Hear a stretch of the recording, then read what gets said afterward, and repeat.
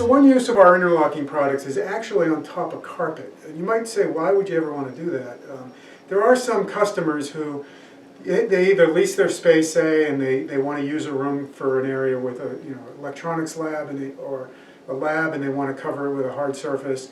But because they lease the space, they need to put it back to the way it is for the landlord when they leave. It could truly be a temporary need. They might have an office area they want to use temporarily for, say, a lab, and they want to put some surface on it. Or they just really don't want to deal with the disruption of ripping out the carpet. There are some customers of ours that do that. So putting it on carpet, actually, it's possible, right? Some people wonder, can you even do that? It definitely is.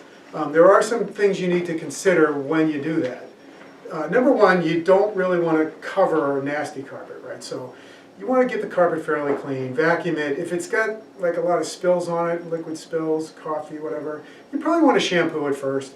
Use some sort of disinfecting shampoo. We use something called Nature's Miracle. It does a really nice job.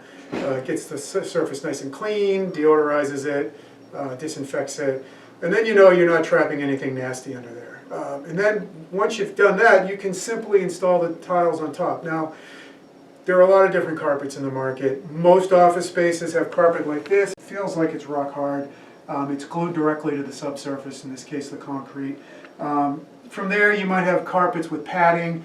We generally, the thicker it is, the shaggier it is, the more padded it is, the more difficult it is going to be to get a tile to be engaged, interlocked, and then stay engaged, right? So the thinner, the harder it is, the easier. So keep that in mind. I mean, if you're going over something really thick, it's sort of buyer beware. It can be done. It might move around a little bit, especially if you have anything rolling over it.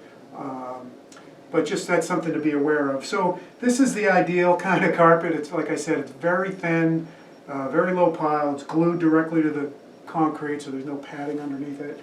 And I'll just give you an example of how the tiles go together. It's pretty simple. So again, oftentimes you don't want downtime. It's pretty easy to go into a space. You just move some things aside, put down some tiles, and you'll see I can move things right back. So I'm just going to start in a corner. And you'll see here with our tile, it's a pretty nice fit.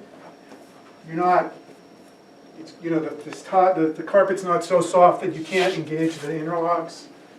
And you can make a lot of progress with the tiles and do it very, very quickly. I'm just using my hand. Some people might use a mallet for this. And if you were to do this on the hard concrete, you'd notice a difference. It's easier to do on the concrete.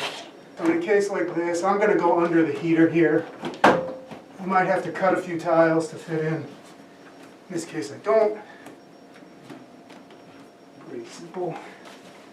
You can see how quickly it went down. Just in a few minutes, I put down 9 tiles. It's about 25 square feet. So it goes very fast. One thing to keep in mind, and we've had customers do very large areas with this. Our tile is designed to flex a little bit because no concrete surface, no surface is completely flat. If you had an interlock that didn't allow for that, because of the irregularities in a surface, the seams would go off and you'd have a hard time putting it together. So our tile does flex. On carpet, you have to make sure you're following a straight line.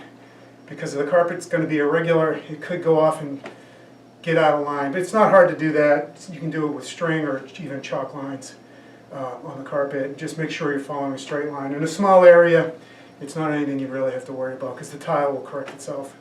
But just in bigger areas. So that's pretty simple. The reasons why you would do it, the concerns you might have when you do it, and the ease of doing it.